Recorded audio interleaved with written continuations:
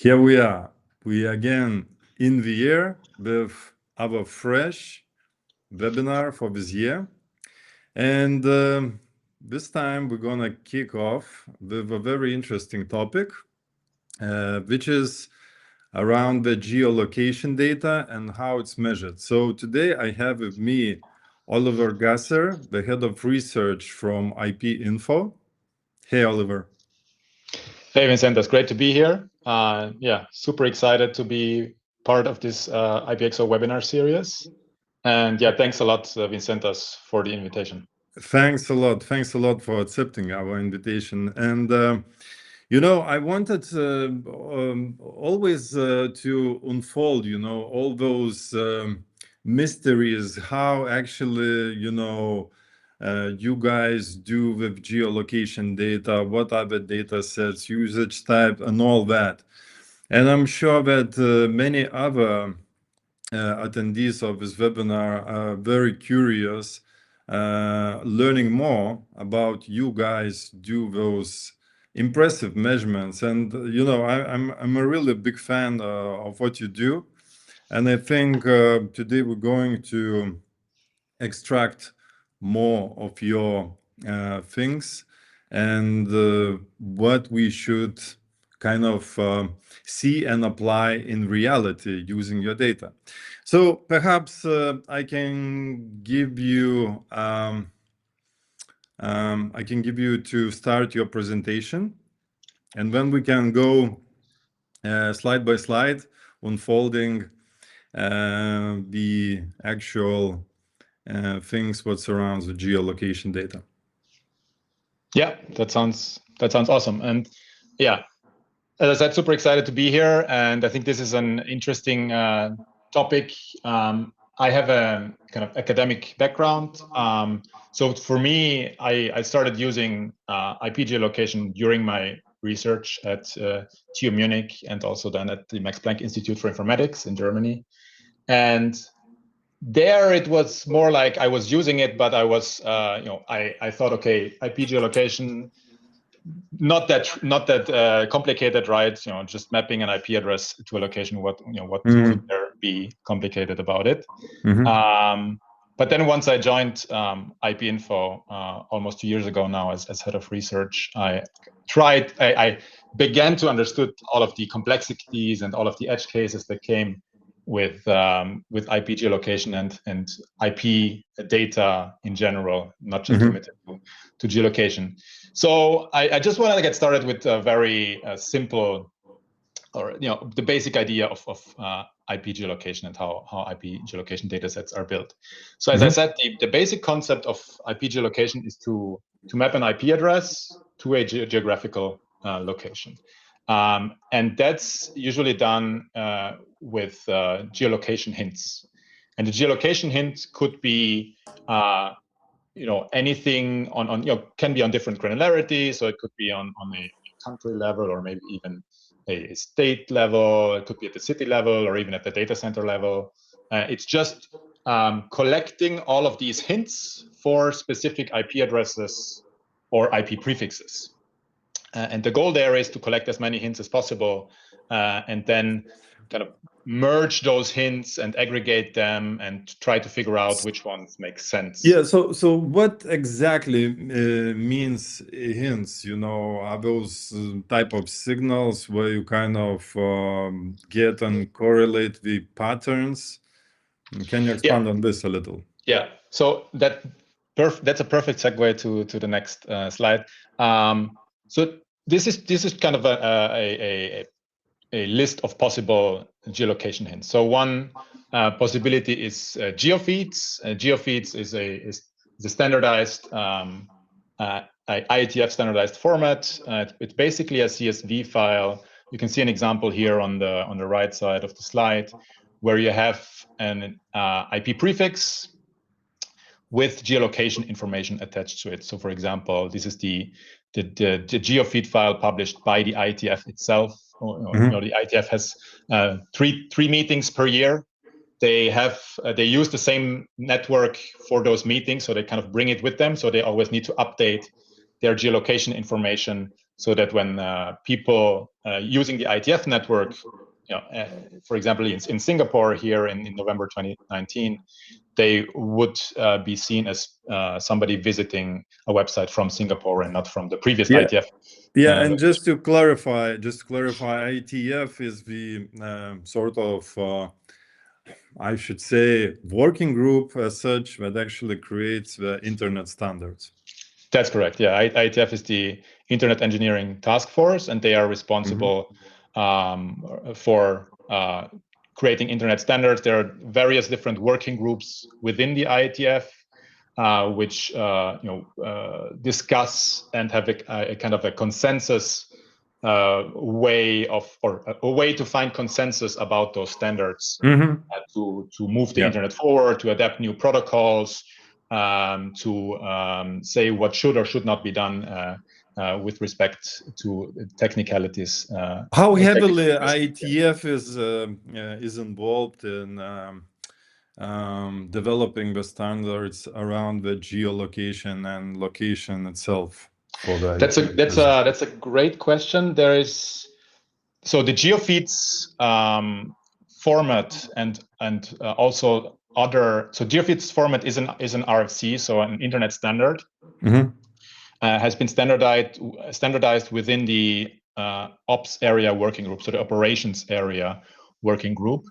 And there are also various other standards which tell you, for example, that you should be looking at WHOIS attributes to find those geofeeds, because geofeeds is just a CSV file, and then you obviously need to make the link from the prefix to the CSV file published. Connecting the dots, URLs. basically. Connecting the dots. That's I guess one area of where geolocation is present within the IETF. Another area which happened relatively recently was the Internet Architecture Board, which is also part of the IETF, which organized an IP geolocation workshop in December of last year, so last month, where different stakeholders came together and discussed, okay, what's the current state of IP geolocation, what works well, what should be improved. And for example, there was a lot of discussion also about geofeeds and some of the challenges around geofeeds, incorrect data in geofeeds, parsing issues, all of these kinds of peculiarities when it comes to geofeeds. And yeah, so as I said, there are a bunch of different hints. So the first one I've already mentioned, these are the geofeeds. There, you can also derive hints from WHOIS entries themselves, who will publish country level information, or sometimes also in the comments there is even more fine granular information in there. You can look at reverse DNS pointer records, which might encode, for example, airport codes.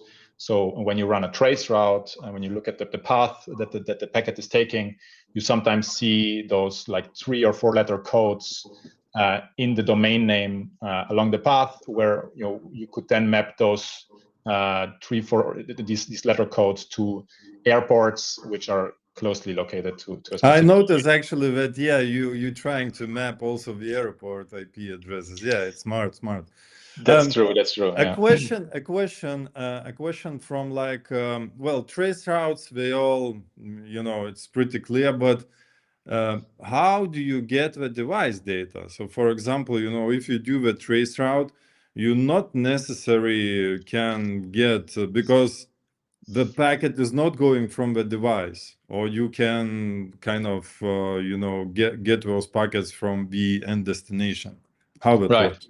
Yeah, so we do have our own IPinfo app where we can get device data from, and we also do have collaborations with third parties so that we can get device data from them, and that then allows us to kind of combine those different geolocation hints into kind of a hint mapping engine, which then all aggregates everything and removes maybe hints that we do not trust.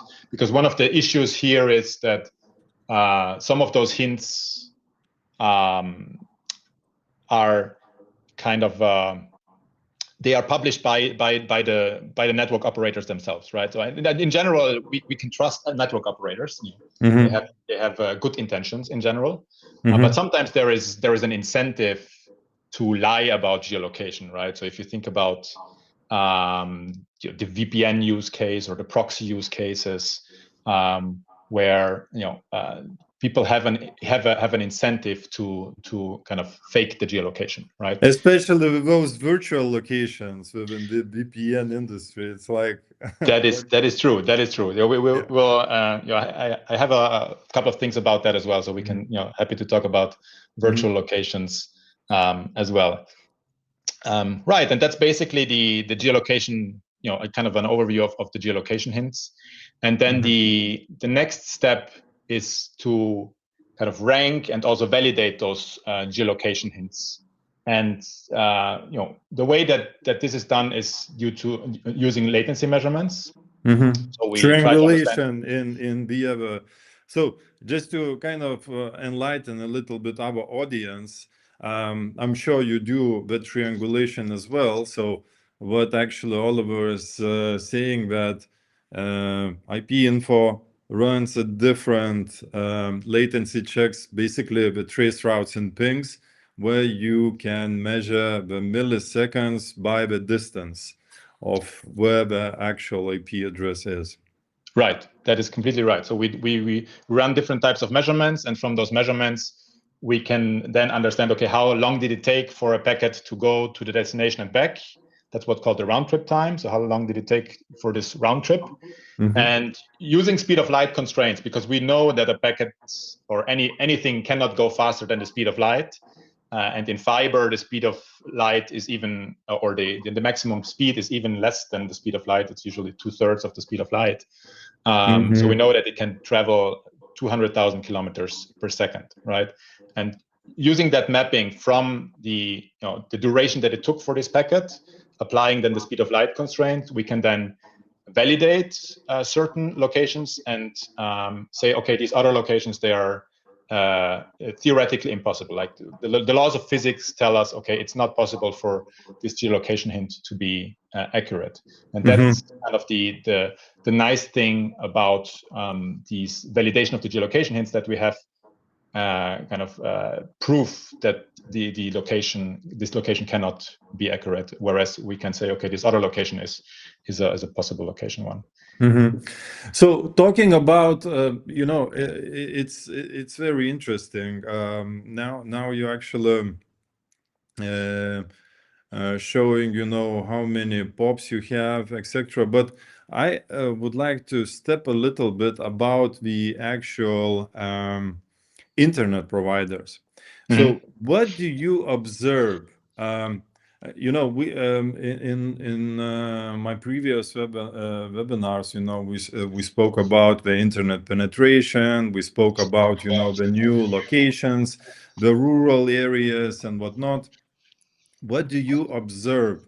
How many new ISPs are established? Within, let's say, last year. That's a good question. So what we can definitely see is an increase in autonomous systems, and autonomous system is more than just internet service provider. So it's also education networks.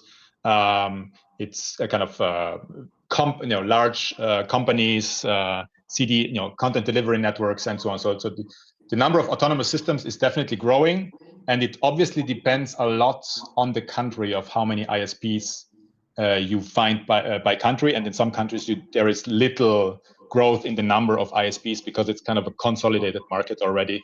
Yeah. But there are certain countries, for example, in Brazil or so, where you have hundreds of ISPs, where you see growth in the number of a lot of small ISPs also. But then in other European countries, there is more of a consolidation going on, where you have like large ISPs and not that many new ISPs entering the market. But overall, the number of networks, the number of autonomous systems is still increasing. It's overall. increasing, but it's not increasing so significantly, because That is actually correct. I checked yesterday Kaida's IS rank, and I spotted around nearly 78,500 ISMs. Yeah, Yeah. that is correct. And so it's not a kind of exponential growth. It's more like a slow linear growth. Yeah, but it's still increasing. So yeah, that's something that we see also in our data, that there are constantly new networks, constantly new ASs, autonomous systems coming online. We also do have these kind of very peculiar ASs where they're run by a single person, like personal or person ASs, which is something that we've been looking into as well. So yeah, there are some very interesting edge cases where you don't have the large ISPs or so, but somebody is running like a hobby project and just has an ASN for themselves. Yeah. So let's take 180 degrees now angle. So ISPs are well known, they are well established, the networks are known as well, where they operate. But how do you actually measure the Anycast? Because there are systems where actually they basically fly the packets to the nearest destination. Based That's correct. Yeah. actually on your geolocation. That is true. That is true. Some Anycast operators do use our geolocation data to determine, to also steer traffic in a sense. But the other way around. Yes. Way around, for example. Yes. So we do enumerate, or we can detect Anycast using our ProbeNet measurements. So we do have a network of more than 1,300 Makes points of sense. presence.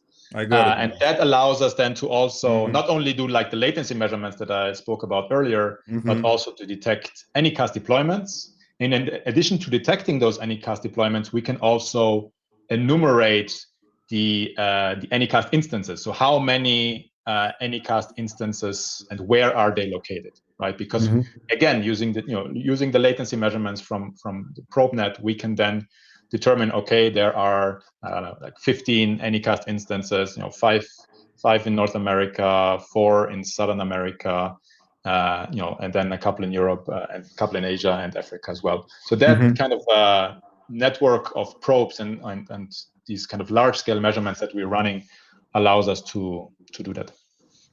Right. I will let you carry on, please. Yeah. Right. Yes. So yeah, as I've said already, so we do have the ProbeNet, which is a global network to conduct measurements. We have currently more than 1,300 points of presence globally, covering more than 140 countries and more than 540 cities. We're continuously expanding the ProbeNet. We are also reaching out to different kind of stakeholders, also to universities, academia, also to IXPs, to data center operators, obviously also to hosting providers. So we try to have like a very good mix in our ProbeNet, and we have dedicated people just working on expanding the probe network. So that's something that we're really proud of, and we take great passion in improving it, maintaining it, and just making it better, because it helps us do our job, and it also then makes the data better, which then makes people using the data happy.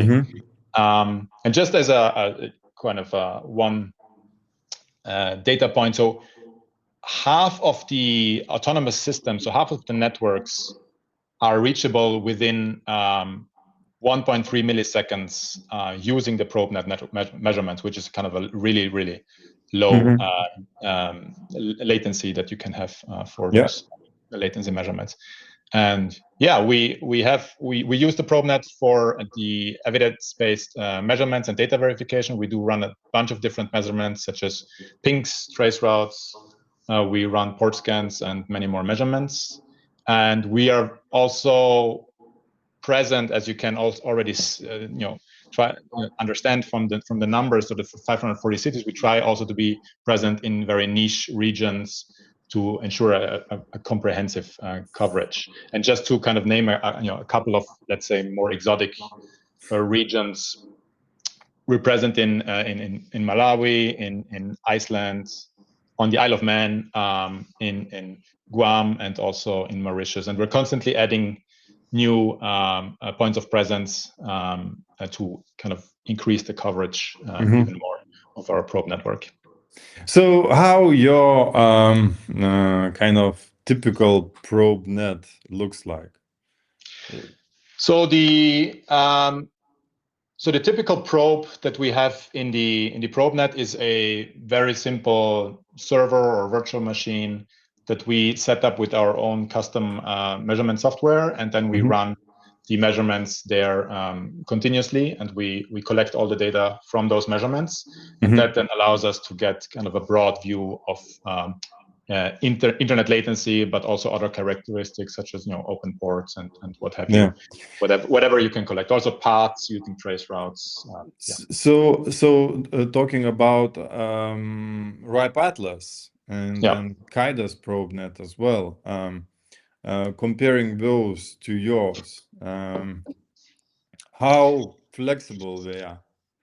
So we love RIPE Atlas, and they are doing a great job. Kind of have a very good coverage.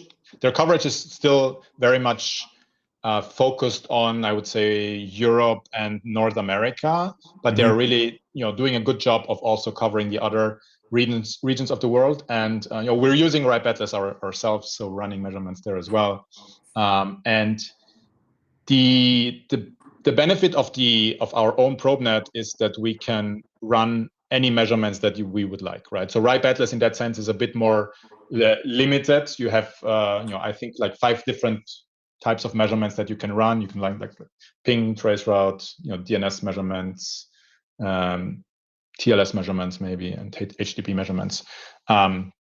So the number or the type of measurements that you can run on RIPE Atlas is limited, right? Whereas with our probenet, we can run any measurements that we find interesting or that is useful for our data pipeline. And what that allows us to do is, if we find some new interesting type of measurement, we see some great research that is being published, or we do research ourselves in the research team, we then are able to deploy this on a large scale on all of those POPs in the probenet directly. So can you guide me how the actual geolocation data structure looks like? I know there is a country, there's city. What other type of data sets are within the geolocation information? Right. So we have country level, or obviously we have continent level geolocation. Country level, we have region, which is sometimes relevant if you think about different states in the United States, for example. And then we also have city level information, and then we also assign a confidence or an accuracy radius for those data for those fields as well. Yes. So you see, my next question to you would be how accurate your database is, because we actually had a very interesting case with one of the geolocation databases, and it's actually was pretty awkward situation, when we had the /24 announced in Frankfurt. But we were rejecting to update that geolocation because we were saying that /25 is in London and the other /25 is in Brussels. And we said, this is impossible. So we said, well, it's impossible to actually announce less than /25, 24, We said, well, we see that it's the same network. Okay, then we asked them, can you explain why do we see /30 in France and /28 in Berlin from the same subnet in your geolocation database, So we could not explain this, but again, how often you get those discrepancies in geolocation, but be honest. because nobody is accurate, you know that. So I would say it like this. So geolocation is a moving target, right? So you have to constantly be innovating and improving to kind of even keep the accuracy they're currently at, or further improve it, right? So it's not as trivial as when I joined IPinfo, I thought, okay, I mean, how long can it take to solve the geolocation problem? Maybe like 2 more years or so, and then everything is done. We can go home and do something else.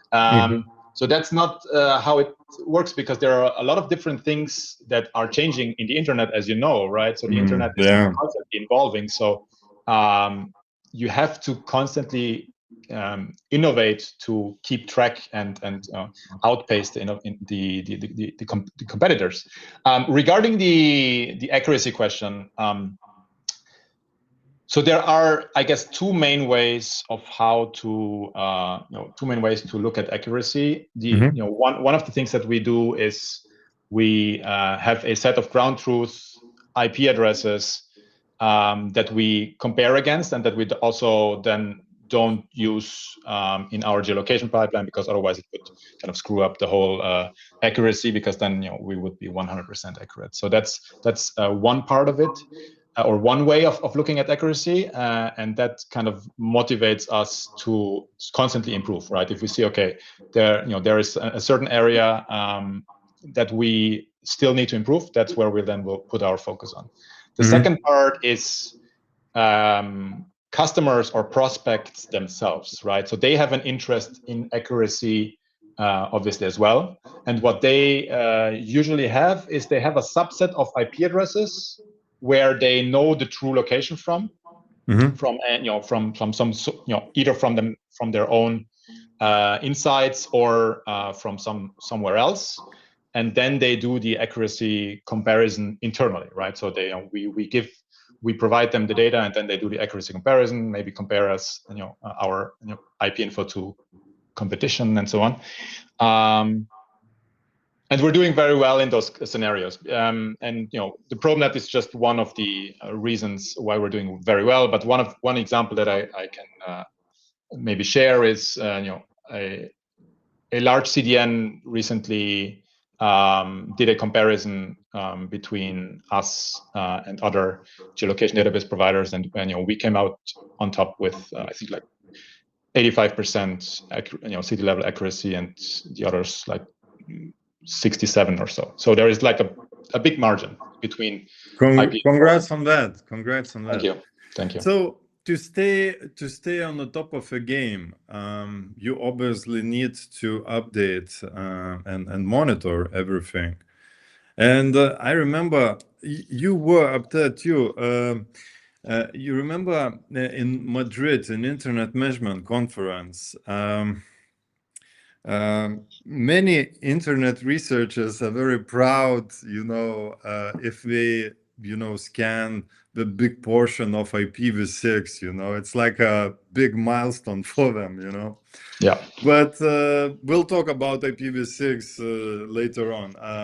Let's stick to IPv4 for now. But, talking about the actual updates and how frequent they should be, like from the user perspectives and from general use, you guys are the fastest one on updating and applying the changes, the corrections. But others, even update once a month.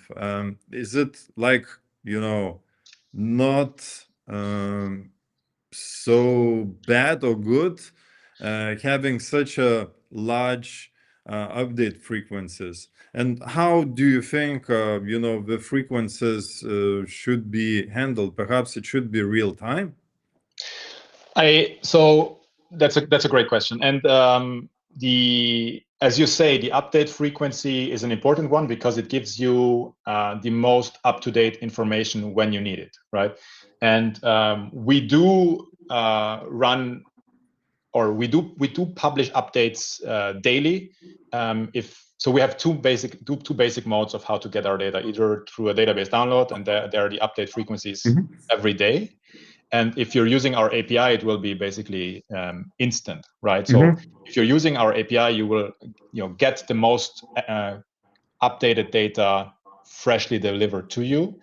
And with the database download, obviously, we can generate database downloads in real time, but we do it every day, which then also provides a reasonable update frequency for our users. So it's basically, a lot of it boils down to the users then themselves to either use our API so that they have the freshest data, or ensure that their database download is frequently updated, right? So if they have like a script which is running every month or so, we might be providing updates daily, but if they just run the script every month, then that obviously makes it challenging to have the freshest data available, at the customer.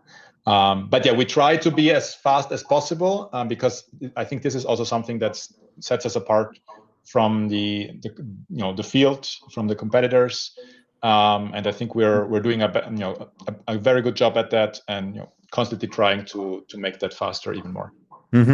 So let's talk more about VPNs, proxies, and perhaps some of the abusive methodologies, if I may. Sure, you're the boss. All right. So IPinfo is more than a geolocation company. It's an internet data company. And one of the other big fields that IPinfo is present is VPNs, or anonymity data sets in general, or privacy data sets, if you want to call those. So basically, we do run multiple different measurements to detect VPNs. We cover hundreds of providers, and we are also validating the claims that the VPN providers make, because they are sometimes like claiming, okay, we have, I don't know, VPN exit nodes in 100, maybe 200 servers, or 200 countries, sorry.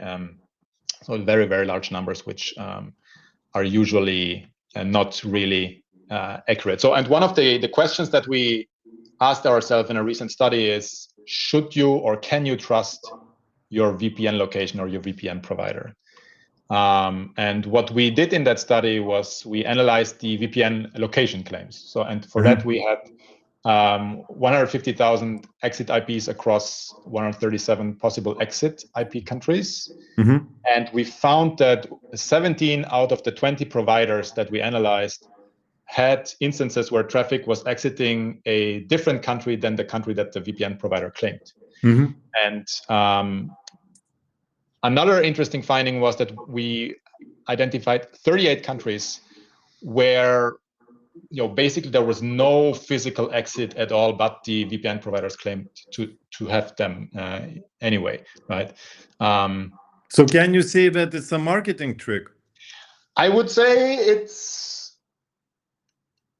it's very easy for VPN providers to just update their website, let's say every month or so, and just increase the number of countries by 3 or 4, right? Usually there is nobody checking this, right? So there's nobody who really validates the location. But we wanted to really see, are those location claims accurate? So I would say, but you check those locations. We did check those locations, right? And we found that not all of those claims were accurate. In fact, only 3 of the 20 providers that we analyzed, all of the locations we could validate. Matched.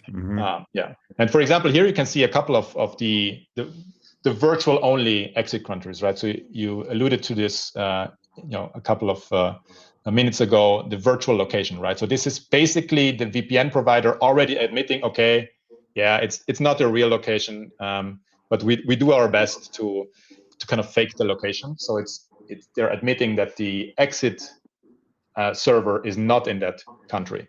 And you can clearly see that there are different regions where this is happening. And usually it's a kind of a mix of its remote locations, its let's say less developed locations from an internet perspective, right, or networking perspective.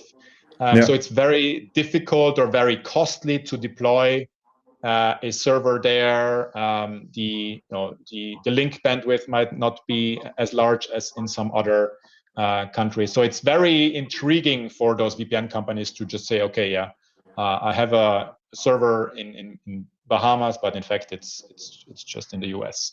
But I was thinking about those virtual locations the other day, and it's kind of bad and good that we do that. If we, it's always good to analyze, why we do that, and I think that there is a demand for it. And Yes. the demand grows, in my opinion, from the environment, from the political environment, from the restrictions, that actually were put by the governments and whatnot. You have a very good example, for example, China, Italy, and democracy is also restricting the content. So, the things are actually, I think, will gonna be very mainstream in terms of that those virtual locations probably will need to be there, even though they don't have the abilities to deploy servers up there, but perhaps for people who are exiled from country and need to access something local, virtual location actually works. I guess it depends, I would say. So of course it depends. It depends. Yes, absolutely. If the user understands what a virtual location is, and understands what the consequences might be of using a virtual only exit IP addresses from a VPN provider, then sure, they're free to do so, and that's their right. But the problem is then if the virtual exit IP is in a country where or the actual exit IP is in a country where different laws apply, and then maybe law enforcement or somebody else will get their hands on the data that the user of the VPN wants to avoid, right? And that then is can get into serious trouble. That's also a very interesting case, because it would be great to see some sort of statistics, and I don't know, perhaps some spam house or some other guys that actually do millions of those fingerprints, measure how many of those virtual locations cause the problems versus how in reality they're useful, for a good a goodwill things, that the end user wants to achieve. Right. Yeah, and I think just maybe quickly, we need to distinguish between VPNs which have a actual exit node in a specific country, and then a virtual or a VPN which only has a virtual location somewhere. And what the second point means is that the VPN doesn't even have a server in that specific country, and it only claims so with the with inaccurate information in the geofeeds, or also in the WHOIS, right? And if a user of a VPN is using the first part, basically uses a VPN and then kind of tunnels to that specific country, then it's fine. It's fine from a technical perspective, because then they are in that specific country, and then they can the laws of that specific country apply. But if that would then happen in a virtual location, then they are not actually in that country, and different laws might apply. Different surveillance things might happen. So that's problematic because the user doesn't actually know what is the exit IP country that I'm going through, right? It doesn't say, okay, the VPN providers usually don't say, okay, it's a virtual location and the actual location is this. They don't disclose that, right? They just say, sometimes they say it's a virtual location. Sometimes they don't even mention that it's a virtual location, right? So those are then the very problematic cases that can arise. And maybe just showing, one of the examples that we found was actually in the Bahamas, where we found different VPN providers where they claimed, okay, it's the exit node IP, the VPN server is in the Bahamas, but we found, okay, I mean, that can't really be, because if we have like a sub-millisecond duration, round trip time from Miami or from New York, the Bahamas are relatively close to the US, but they're not 50%, 50% US. Bahamas is. I would say maybe 99% US. So yeah, I mean, the Bahamas are close, but what this tells you is, so 27 milliseconds means it's 27 kilometers away from Miami. That's not the Bahamas. Bahamas are not 27 kilometers away, right? And it's also not 42 kilometers away from New York, right? Yeah. So there's no way that's physically possible. Yeah. Makes sense. Makes a lot of sense. So VPNs, they have this clear kind of misalignment with virtual locations, as I understand. This is like the biggest thing, right? I would like to step back a little and talk about very trendy thing that everyone talks about is the AI.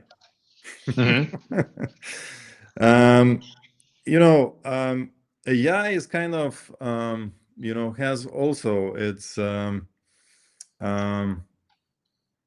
should I say downside? I wouldn't call downside, but a side effect that actually AI engines need to train their models to make them smarter.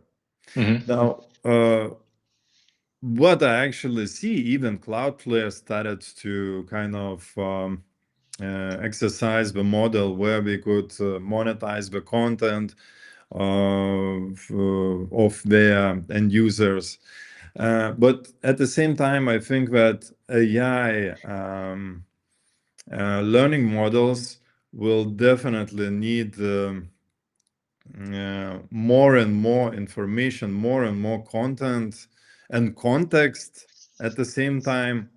But, without scraping or without data mining, the whole web, it's, I think, impossible. How do you distinguish, let's say, I don't know, good, bad practices of those web scraping methods, and what surveillance or what kind of methodology do you apply on those? Yeah, I think that's as you say, a very kind of trendy topic, AI in general, and it has it's a double-edged sword, right? So you don't want to give away your data for free to the AI so that everybody can basically then use the AI and uses your data. On the other side, you want to be present somehow in those models so that people then see, okay, if they ask the model, okay, what's the geolocation of this specific IP address, and they say, okay, using IPinfo, I determined that the geolocation is this and that. So that's a very fine balancing act that we have to do as a company to determine, okay, where does it make sense to be present in those models, but and what's the where do we draw the line? From a technical perspective, we are very much kind of following the philosophy of evidence-based data, right? So we internally or in our data pipelines, we are making sure that the output of the data, the data that we give to our customers, is not kind of hallucinated, right? So we have the evidence, using all of our measurements that we run, and all of the data pipelines that we're consistently churning through, and that's the result is based on the evidence that we have. It's not based on something that some magic AI machine learning model is just made up and said, okay, here, this is the data that the customer might want or might need. So we're making really sure that everything that we are providing to our customers is based on real evidence that we can then show the customer and say, okay, this is why we made this determination of XYZ, right? Yeah. Interesting. So what patterns do you see from that perspectives?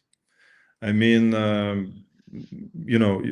know that you have a usage type model, usage type tags, hosting, mobile, business, I think. Yeah. Can you explain a little about those usage type of things?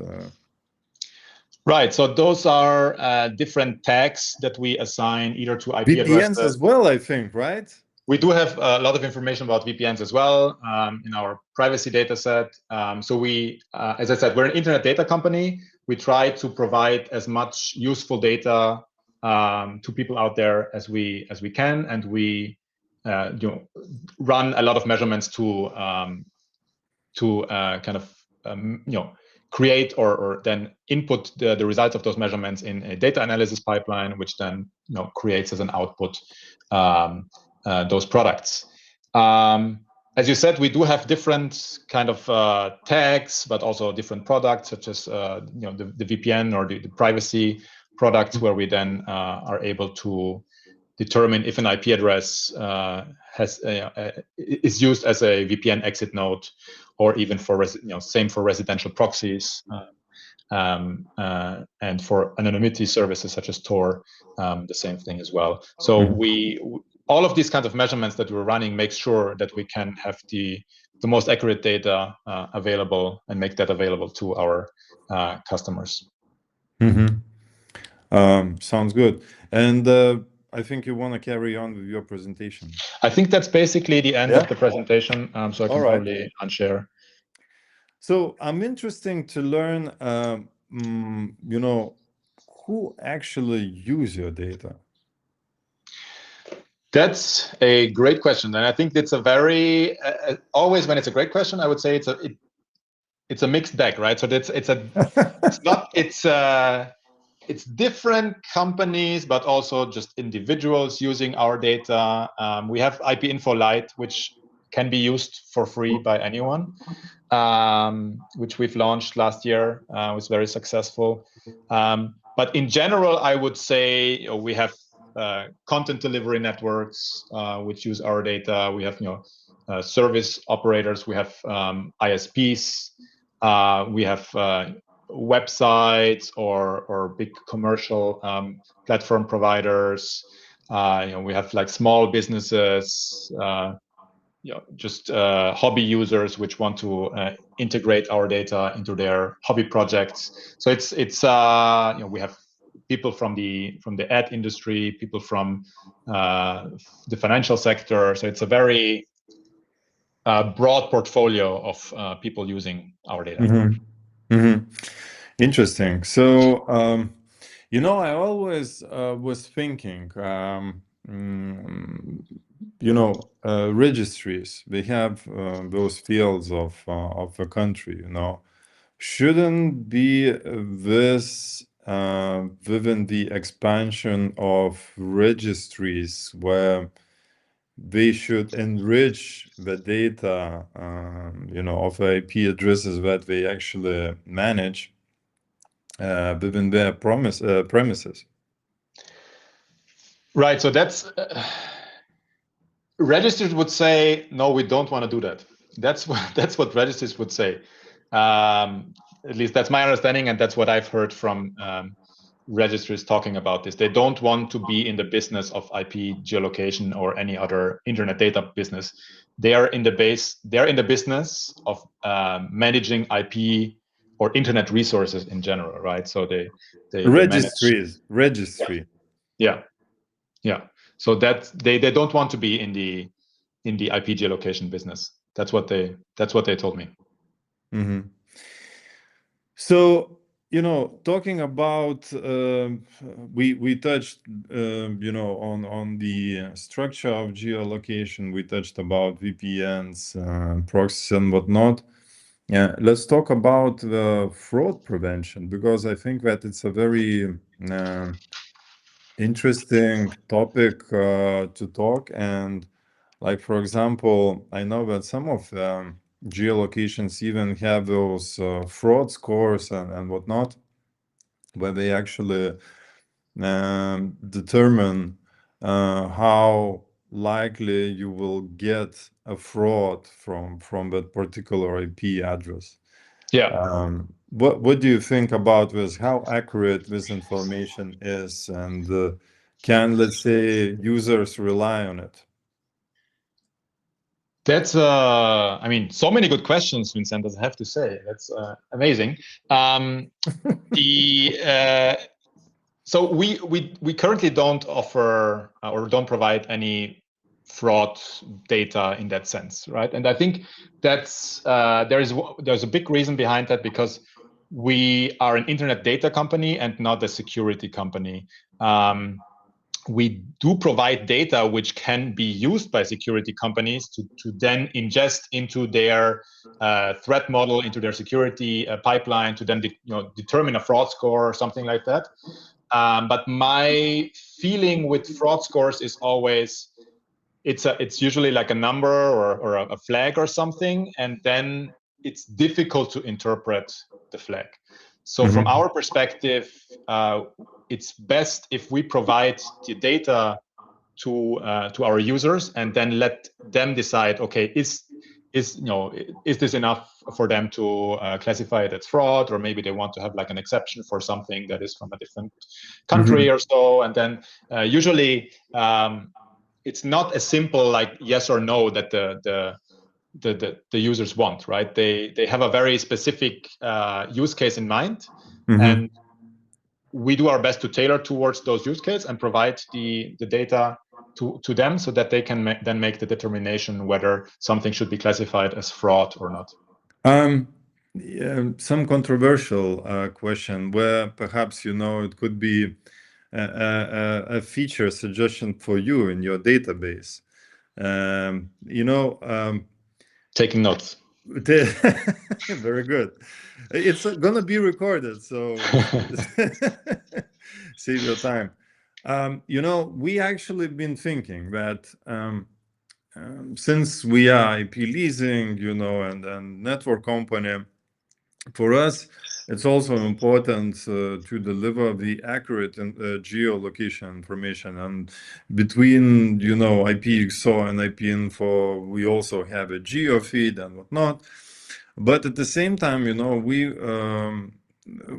we brainstorm a little that, for example, after the lease is finished, the IP address should be with no geolocation, because it's actually parked at some point, So it's basically like you rent a car, and you rent a car, let's say, for 2 weeks. That means that this is Oliver is driving that car. That means that this is a geolocation, But when you actually get to the rental company your car back, which you rented, it's again, with no geolocation, because it's nowhere, right?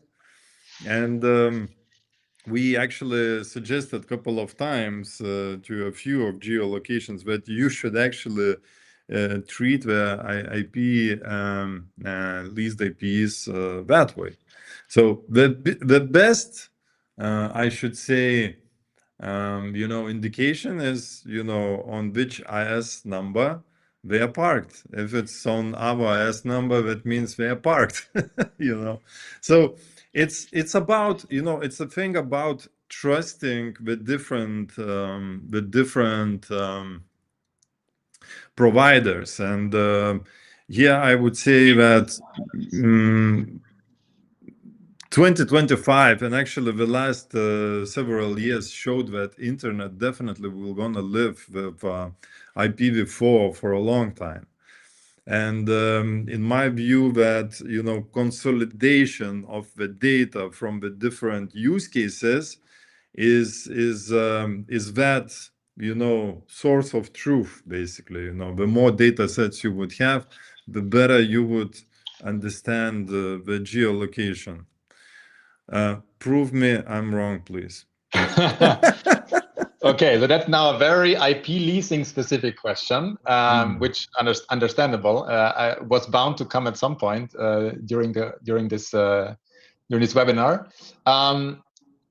So from a technical perspective, this is already possible using geofeeds, right? So if you don't have any geolocation information in a geofeed for a specific prefix, this means okay, there shouldn't be any geolocation attached to that prefix, right? So I guess the way to properly do this is once a prefix is added to IPXOs or some other leasing provider's platform, and it has not been it's not been assigned to any of the people on the platform, then all of the fields of the in the geofeed should be empty, and then the geolocation database providers can then take that into account. They then might have a specific flag in their in their database showing okay, it's the last location that we've seen was this one, but it's currently the person responsible for this prefix tells me okay, there shouldn't be any location at all, and then the people using the data could then make the determination: do they want to have the last location that was seen for this, that was determined for this prefix, or do they want to say okay, it doesn't have any location? Because some people always need a location, right? It's a customer need. Sometimes they are not happy if sometimes they have there's no location for this. What does that mean? How can that be possible, right? So that's I guess the conflicting interests, I guess, of the stakeholders. But it's also, I think the question on how frequently, the geolocation database is updated. It's all about a matter of execution speed. Yes, that's correct. That's correct. So there's a website, geolocatemuch.com, which basically tells you, so for geofeeds, how long does it take for different geolocation database providers to update. So you can see for yourself how frequent geolocation database providers update new information in geofeeds. And yeah. Awesome. What about the countries that, for example, the internet is down and you are not able to probe those locations? We have a very good example about one of the Middle East countries right now. Yeah, that's I guess a challenge for everyone who runs. I mean, it's obviously very bad for people in those specific regions, right? Not only because they don't have access to the internet, but for all other sorts of things that are going on. But it's obviously also a big problem for people relying on internet measurements who then cannot have challenges running them because traffic is dropped at the entry point into that country. And if we have points of presence of our probe net in those specific countries, we can only measure them within that country and not outside anymore. So that kind of restricts the measurements to some degree, but we can still run those measurements within those specific countries. So it still allows us to do those kinds of validations that I've talked about earlier, only with, I guess, with a more limited scope in a sense. So yeah, it's a challenge, but yeah, we're doing our best to still provide useful information for even for those special cases that are ongoing. Interesting. So, what could cause, this is a very specific question, but what could cause the accuracy drift of the data? Not even the geolocation, but, any other type of information that is in geo location. By accuracy drift, you mean that's old data is not accurate anymore? No, yeah, exactly. Yeah. So there are different things that can be causing changes in the data. I think we see more than 10% monthly city location changes in the geolocation database. So 10% of all of the IP addresses in those in that database are changing every month, right? So and that's already tells you kind of the scope. So it's not a small percentage of IP address that is changing, but it's a large one. And I mean, IP leasing, I guess, is one of the things that is happening, right? So if somebody leases a prefix on a leasing provider platform, and then they're using it somewhere, and then they give it back, and then somebody else leases it, use it somewhere, that obviously changes the location. But also any network that is kind of a multinational network that is using the IP addresses in location A, and then decides, okay, now we have more demand in location B. They're shifting the whole /24 or so to location B to cope with the demand and spin up more servers in that location. So all of these kind of things just make the internet kind of a dynamic and ever evolving organism. And that's what also makes it challenging then to solve all of those internet data problems. Coming back to, because we haven't touched much about very stable networks, like, for example, telcos, ISPs. So what reliability expectations operators should have from the geolocation perspective? So that, I guess, depends on what they are using the geolocation information for. So if they internally know that the geolocation of their IP or their prefixes is not changing, then that will be then reflected in geolocation databases as well. And we do also see these changes in ISPs. If an ISP is building new fiber deployments in a certain regions, then and they're running ad campaigns to get more people on board. That obviously will lead to more demand in those regions, and then they might be shifting resources, IP resources, geographically as well. But you're right. I think overall, if you look at let's say larger, very established ISPs, there is less change, less churn, less changes in those networks compared to maybe let's say content delivery networks or other kinds of network where by nature they're more dynamic in terms of growth and content that they're providing. So what's the biggest challenge you have in today's internet from the internet measurement perspectives? Yeah, I mean, there are many challenges. I think we went through a bunch of the challenges. We still have one. I know what's coming. Is it IPv6? Yeah. But I would also would love to touch a little bit about the domain names, because I think that they are very much related to the IP addresses.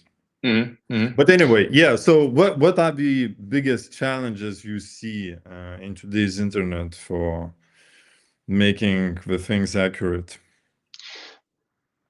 I think if I would basically boil it down to a single thing, it's just the dynamic nature of the internet, right? So it's it's a moving target, right? You can't say, okay, we just have 10% more to go and then we are there, because it's at that point it's already moved away again, right? So it's dynamic, it's constantly changing, and you know that obviously as well, right?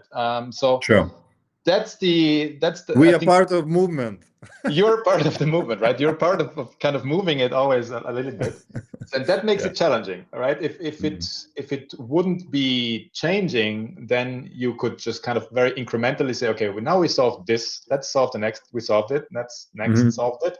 But that's kind of the biggest challenge, is to keep up or exceed the dynamicity of the internet. Right. So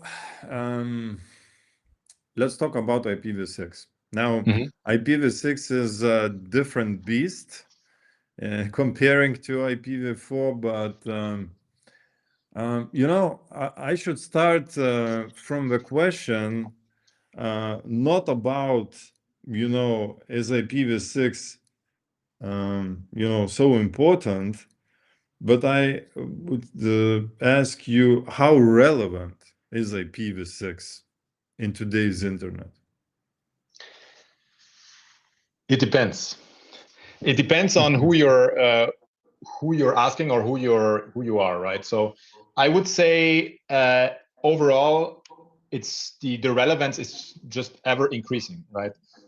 If you ask, maybe, and I think this boils down to kind of a chicken and egg problem always, right? You see, okay, website operators or server operators are not deploying IPv6 because there are not enough clients, and then ISPs with clients are not deploying IPv6 because there are not enough websites supporting IPv6. So you always have this chicken and egg problem with IPv6. But we do see constantly increasing deployment of IPv6, and I think Google might be serving now half or so of all of its kind of requests are coming from over IPv6, right? So from that perspective, it's already very relevant, and it's there, right? But there is one thing to remember, and it's,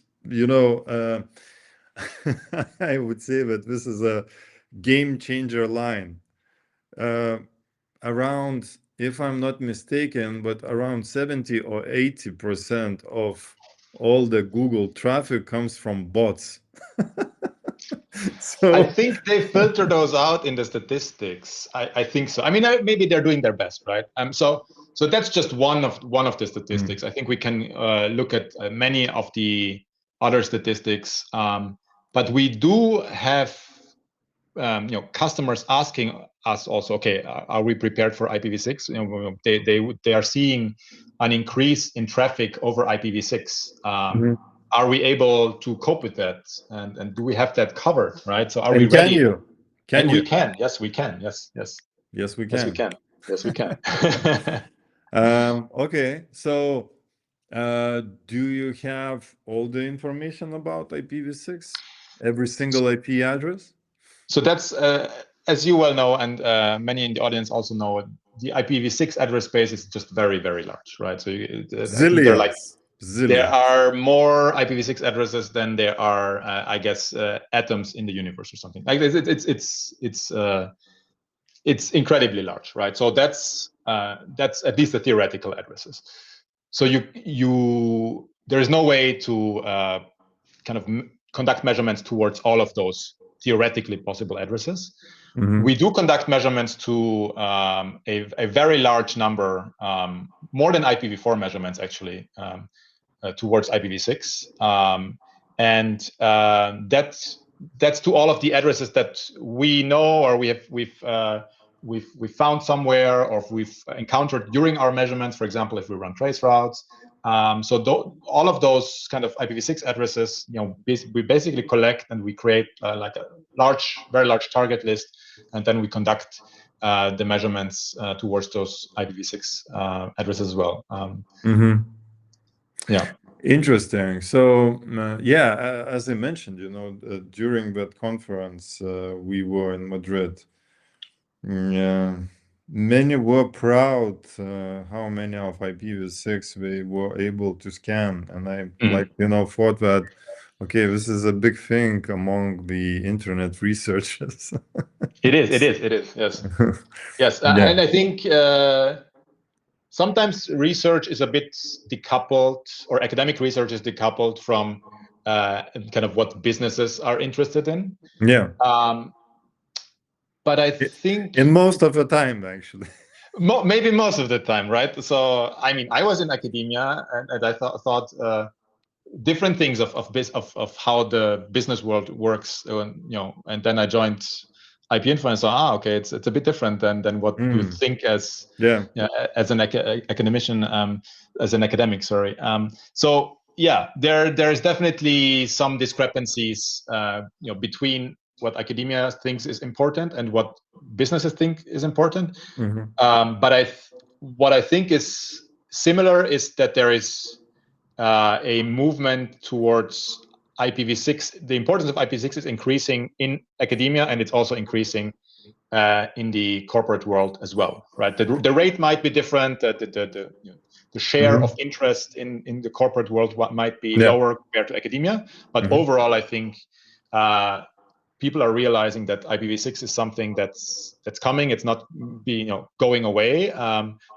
IP leasing providers might be doing their best, but they can't stop it. Actually, no.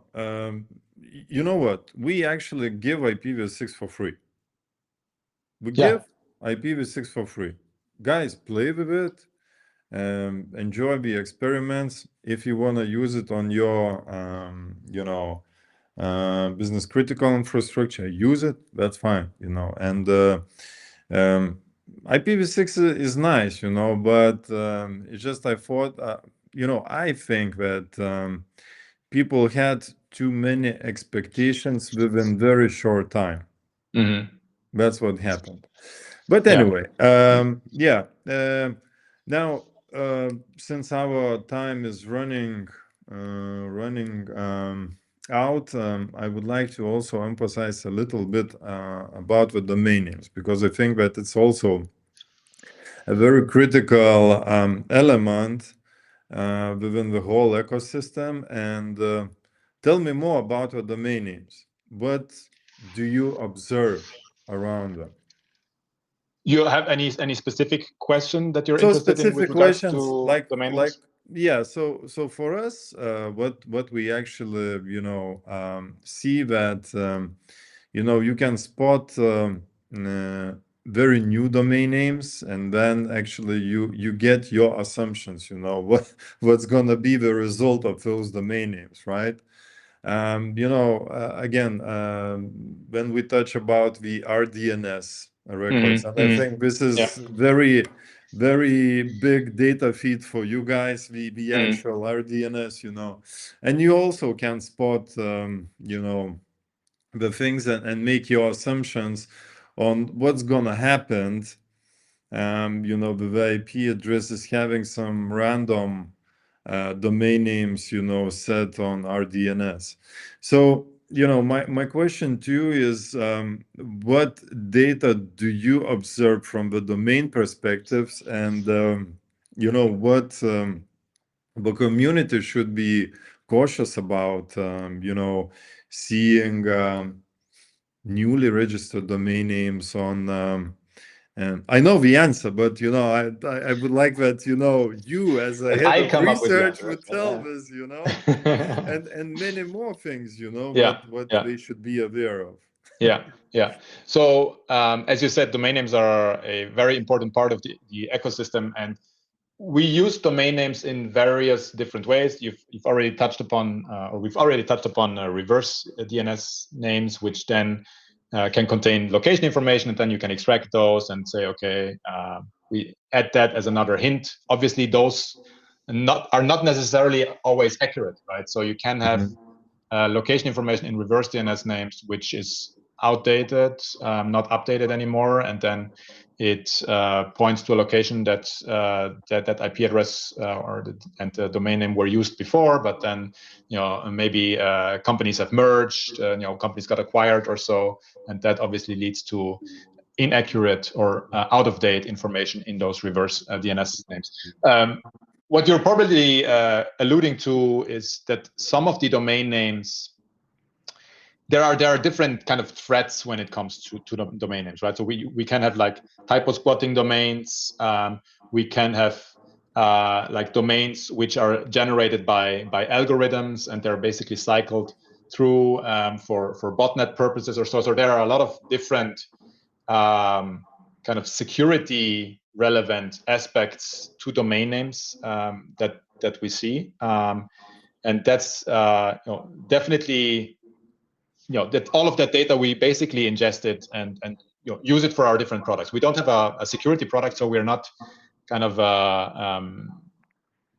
ranking domain names based on their fraud potential or so, right? But that would probably be something that's you could do by looking at the domain name. Is it very similar to, is it like google.com but misspelled, or does it have some like weird diacritics or so, so that people get lured on these phishing sites or so, and then enter their credentials there, and then they're stolen by somebody else. So there are a lot of I was amazed about how easy you can make Microsoft from the first letter R and then the next letter N. It's crazy, and those mistypes leads to a huge phishing scams and whatnot. Yeah, and I guess also it's difficult to spot this even as an expert, right? So it's not that people who get on those phishing sites and enter their credentials that those don't have a clue about the internet. It's also like experts such as us who could get tricked by these phishing websites. So it's I think there are different companies are doing various things to detect those and also try to protect users, or web browsers are also doing that, right? So they have like a list of domain names that are as flagged as malicious, and then you get a warning or so if you're visiting that website. But I guess it's always a moving target, right? So it's as a theme maybe for this kind of webinar today, it's a moving target. So everything is evolving. The bad people are evolving, and then the good people have to catch up. So it's a cat and mouse game. I think that back in early 2000s, the internet was such a quiet place. Even back in 90s, but I think that from where the internet is going, I think that we definitely will see more dynamic moving parts around us. Looking at the edge compute, CDNs, the hyperscalers, different all sort of new technologies that actually can, make packets fly faster and whatnot, right? So I think we definitely, and of course, another thing is, not always CJ is the answer, So it's also the thing where we would see even many users, perhaps, even not knowing this, but we gonna sit on a single IP address, I had actually a funny story where they said that there is a country in Asia, I think Maldives, and what's Maldives capital? You don't know, right? Anyway, the capital of Maldives has the internet where they actually routed 64,000 people on one IP address. Wow. So you could call it efficient, I guess. Yeah, so how can you actually extract the correct geolocation of this? And that's I think one of the challenges, right? So multiple people behind an IP address, so you can maybe determine, okay, it's that specific region or that country, but then if you have multiple cities, people from multiple cities using a single IP address, then it's obviously doesn't make sense to have like a single city location assigned to it. So those are the kinds of challenges that IP geolocation providers are constantly working on solving. It's really great stuff, and you do tremendous job on making sure that the internet is accurate. I'm not sure. Do we have any questions from the audience today? If not, then actually I would like to thank you, Oliver, for very great conversation. And I think it's really amazing to work with you guys, building with accuracy and dynamic environment, but keeping accurate. So, and I think that probably it's not our last webinar, but I guess at the same time, for now, let's work on the things that we have to do, right? Thanks a lot for the invitation of the webinar. It was a lot of fun discussing all of those topics with you, and hope that the audience found it interesting and insightful as well. Absolutely. I'm sure about that. Thank you very much, Oliver. Thanks a lot, community. Stay with us for the next webinar, which is happening in February, and the topic will gonna be announced. We're gonna have a big topic of this year within the infrastructure, within the AI, within the networks, and we're gonna have many cool speakers years ahead. Thanks a lot. Thanks, Oliver. Thank you. Bye. Bye-bye.